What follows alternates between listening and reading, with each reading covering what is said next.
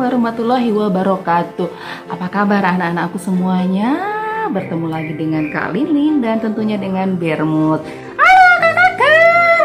Alhamdulillah. Nah, kali ini Kak Linda dan Bermud mau cerita. Hah? Aku cerita? Iya, kan yang cerita Kak Lilin dan Bermud. Hah? Enggak, aku nggak cerita. Kak Lilin aja. Oh, kok aku? Kan kita bareng ceritanya, Mus. Aku cerita, Bermud juga cerita. Enggak, aku dengerin. Kamu dengerin? Iya. Terus yang cerita siapa? Kak Lilin. Oke deh, berarti Kak Lilin yang cerita, nanti Bermud dengerin seperti anak-anak yang di rumah juga dengerin. Oke, siap. Aku dengerin sambil duduk lagi. Oke, anak-anakku di rumah juga dengerin sambil duduk yang rapi. Wahidun. Tahu nggak, Mus?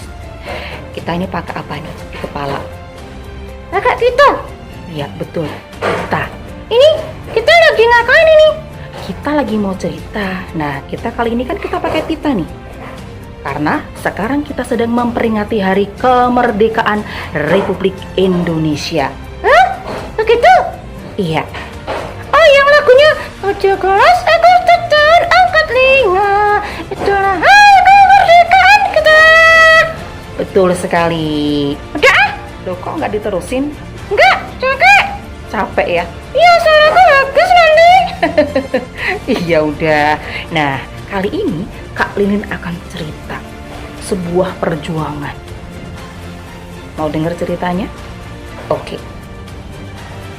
Ada seorang yang dulu pernah berjuang. Hah? Siapa? Ntar dulu. Dia ini pernah berjuang di zaman Belanda. Dia pernah berperang dan merasakan bangsa Indonesia merebut dari tangan penjajah. Iya, siapa? Namanya adalah Pak Tomo. Hah? Tomo? Ya, Tomo. Kayak aku kenal? Enggak lah, ini kan cerita, beda. Bukan Tomo yang itu. Demikian orang kampung itu memanggilnya Pak Tomo. Seorang laki-laki yang tubuhnya semakin rentan, namun semangat hidupnya tetap menyala-nyala. Oh, kayak agar nyala? Iya, api, tapi ini semangat kayak yang menyala. Oke. Konon, dia adalah seorang tokoh pejuang di Republik Indonesia ini. Piagam penghargaan pejuang yang menempel di dinding ruang tamunya itu menjadi saksi sejarah baginya. Meskipun kini ia hidup sebatang kara. Maksudnya? Sebatang kara itu sendirian. Kasihan. Iya. Namun hampir tiap hari selalu ada aja orang yang mengunjunginya. Kenapa? Minta uang? Kok minta uang? Ntar dulu, nanti kamu dengerin. Gak usah ribut dulu, ya. Oke. Banyak cerita perjuangan yang bisa digali dari Pak Tomo. Dan dia itu selalu semangat menceritakan tentang bagaimana suka dukanya berperang melawan para penjajah yang menguasai negeri Indonesia. Hah? Semangat gitu? Semangat banget. Udah tua tapi semangatnya luar biasa. Kayak aku. Kamu udah tua? Halo. Cucu-cucuku, kata beliau. Ayo masuk. Nampaknya kalian belum pulang ke rumah ya? Kok masih pada memakai seragam sekolah begitu? Jangan-jangan kalian bolos sekolah ya? Hah? Kok bolos? Nggak boleh. Iya, ini kan cerita, dia sedang tanya sama anak-anak. Oke. Wah, ya enggak Pak. Kami pejuang muda penerus perjuangan Pak Tomo kok bolos sekolah. Tidak ada ceritanya seperti itu Pak. Aku setuju. Oke. Iya, Pak percaya. Namun hari ini kan belum waktunya pulang sekolah. Kok kalian sudah datang ke rumah Bapak? Tadi kan ada upacara hari kemerdekaan, kata salah satu anak. Nah, setelah upacara selesai, Kami diperbolehkan pulang karena di sekolah tidak ada kegiatan belajar lagi. Oleh karena itu kami mampir ke sini, Pak Tomo. Oh, begitu toh ceritanya. Lalu, kenapa harus ke rumah Bapak? Kata Pak Tomo. Pak, kami ingin mendengar cerita perjuangan Bapak lagi. Boleh kan, Pak? Rayu anak-anak itu. Dan Pak Tomo nampak terdiam. Kedua matanya kembali digenangi oleh air mata. Nampaknya beliau makin bersedih. Kenapa?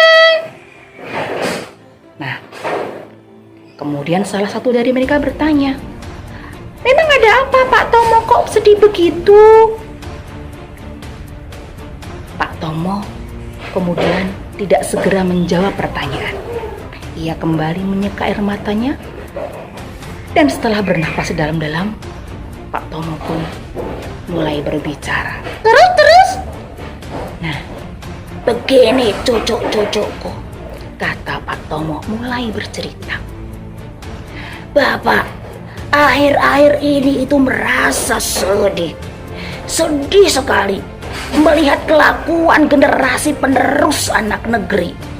Bapak sering melihat berita di televisi. Banyak sekali para pelajar, para mahasiswa, masyarakat, anggota Dewan Perwakilan Rakyat kita, dan para pejabat negeri Indonesia itu saling berkelahi. Nggak boleh. Nah iya, dengerin dulu. Oke. Mereka saling hantam. Aduh. Mereka saling caci, saling fitnah, saling ingin menunjukkan kepandaian mereka sendiri. Melihat semua kejadian ini, Bapak jadi sedih. Sedih cucu-cucuku. Sepertinya menyelesaikan semua persoalan harus dengan pertengkaran tiada akhir. Masyarakat semakin jauh meninggalkan nilai-nilai kemanusiaannya. Masyarakat semakin meninggalkan nilai-nilai persatuan. Sedih. Terus? Masyarakat semakin meninggalkan cara-cara bermusyawarah dalam menyelesaikan sebuah persoalan. Para pemimpin banyak yang kurang amanah dalam mengemban tugasnya. Penyelewengan jabatan terjadi di mana-mana. Korupsi, manipulasi seakan sudah bukan barang tabu lagi. Dan semua ini yang membuat Bapak sedih. Sedih cucu-cucuku. Terus? Kami tidak membantah apa-apa yang disampaikan Pak Tomo. Semua kata-katanya benar.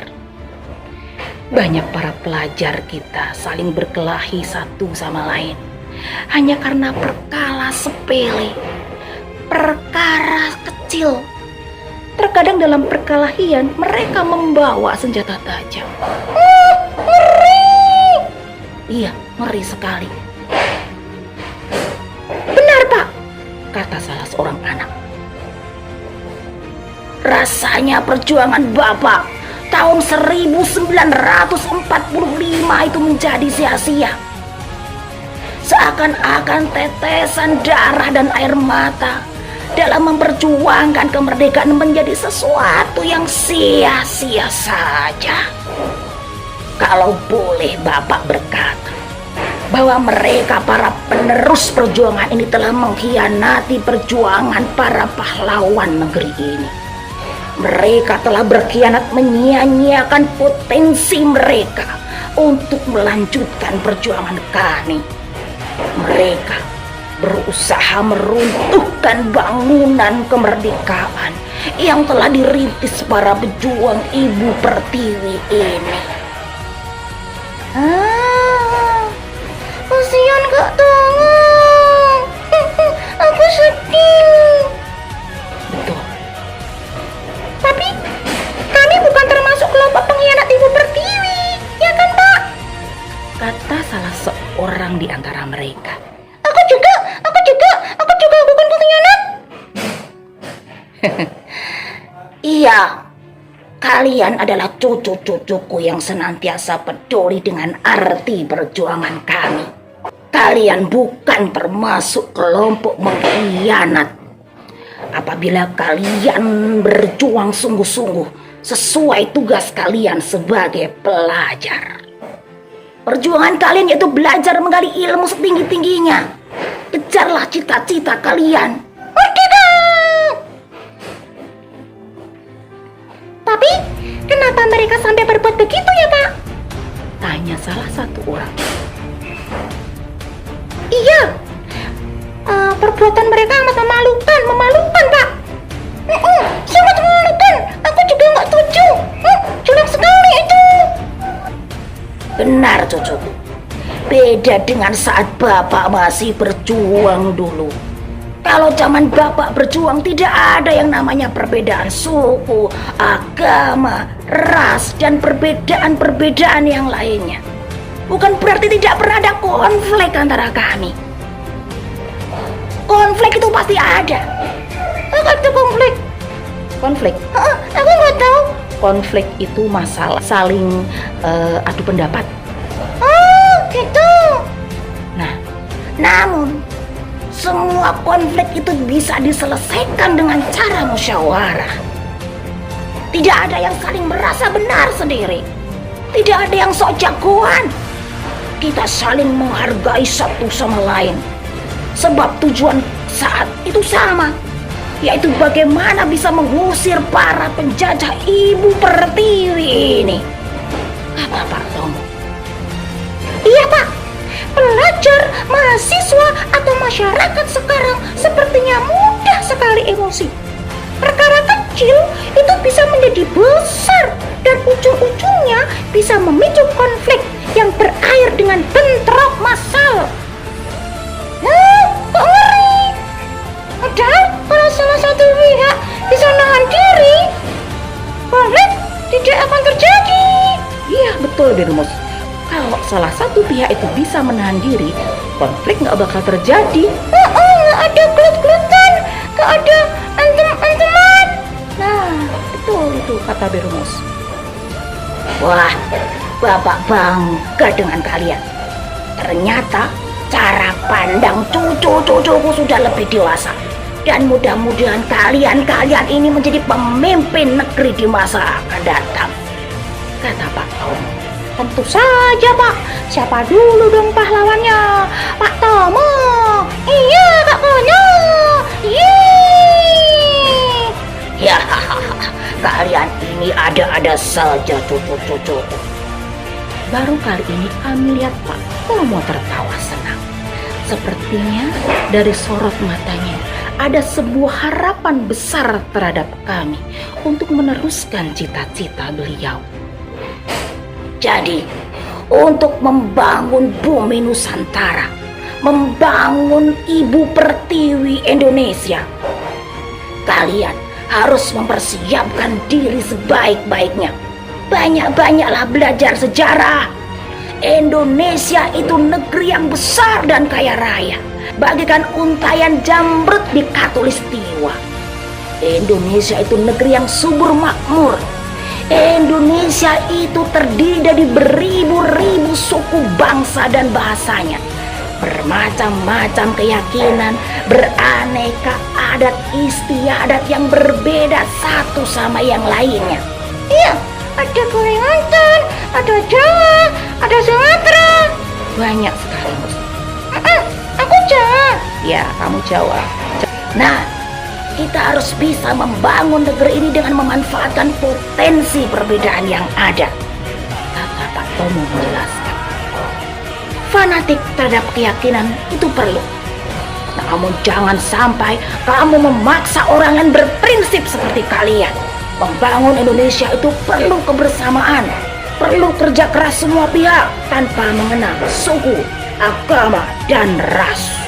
Wah, luar biasa sekali penjelasan dari Pak Tomo ya, Mus. Iya. Setiap manusia itu yang berstatus warga negara Indonesia itu memiliki kedudukan yang sama dalam memajukan bumi Nusantara untuk menuju tercapainya tujuan negara Indonesia, yaitu mewujudkan masyarakat adil dan makmur.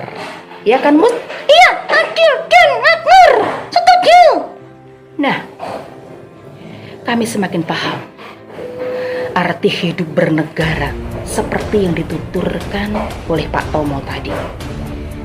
Kami makin kagum dengan cara pandang Pak Tomo tentang hidup bernegara di bumi Nusantara ini. Pak Tomo benar-benar seorang pahlawan, dan kami pun akhirnya menyadari betapa bodohnya apabila kami selaku bangsa Indonesia menyelesaikan persoalan dengan cara konflik. Semua itu buang-buang waktu dan kesempatan. Betapa bodohnya seseorang yang mengisi kemerdekaan dengan cara melakukan korupsi dan manipulasi uang rakyat. Ya, betul sekali. Kami tidak mau dijuluki sebagai pengkhianat perjuangan bangsa. Pengkhianat perjuangan bangsa. Betul, kami juga tidak mau dijuluki sebagai pengkhianat perjuangan bangsa. Wah, luar biasa sekali. Nah, anak-anakku di rumah, seperti itu cerita dari Kak Lilin dan Bermus. Tetap semangat, salam kebinekaan, tetap merdeka. Assalamualaikum warahmatullahi wabarakatuh. Waalaikumsalam warahmatullahi wabarakatuh. Dadah.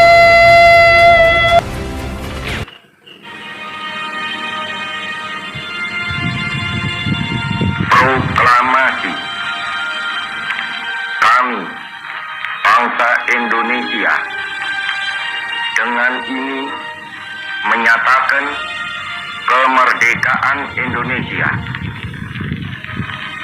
Hal-hal yang mengenai pemindahan kekuasaan dan lain-lain diselenggarakan dengan cara saksama dan dalam tempo yang sesingkat-singkatnya. Jakarta, 17 Agustus 1945, atas nama bangsa Indonesia, Soekarno, Hatta.